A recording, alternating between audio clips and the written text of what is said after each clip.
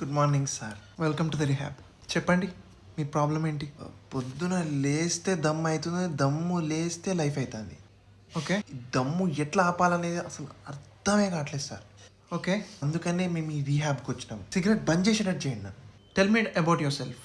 నిన్ను సిగరెట్ ఏ విధంగా ఇన్ఫ్లుయెన్స్ చేస్తుంది? మార్నింగ్ లేసే జాల్లో సిగరెట్ కొట్టబుద్ది అవుతుంది సార్. ఇప్పుడే లేచినా అనుకోండి సార్, దొడ్డికి రాస్తారు నాకు. వాట్? అర్జెంటుగా బాత్రూమ్ వస్తుండే సార్, అది కూర్చున్నా రావట్లేదు సార్ బయటికి. అది ఎంత ట్రై చేసి రావట్లేదు. ఒక సిగరెట్ మిగిలిపోయింది సార్, అది కొట్టే కానీ సార్ దొడ్డి. చాయ్ తాగేటప్పుడు సిగరెట్ తాగితే చాయ్ సిప్ ఒక సిగరెట్ దాం వాట్ అ ఫీల్ సార్. చాయ్ సిగరెట్ తాగేటప్పుడు ఇచ్చే నష ఉంటుంది చూసిరా, పిల్లలు లిప్ కిస్ ఇచ్చినా కూడా రాదు. వాట్?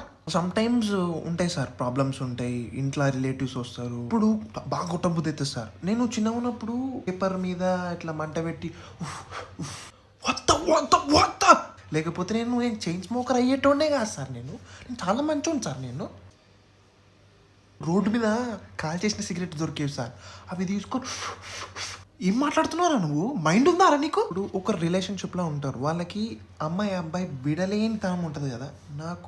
నేను సిగరెట్ ఒక విడలేని బంధం సార్. సిగరెట్కి మనిషికి ఉన్న relationship is like fish and fissure man, not like fish and water. నా లైఫ్లో అసలు నాకేం ప్రాబ్లమ్స్ లేవు సార్. I'm absolutely fine.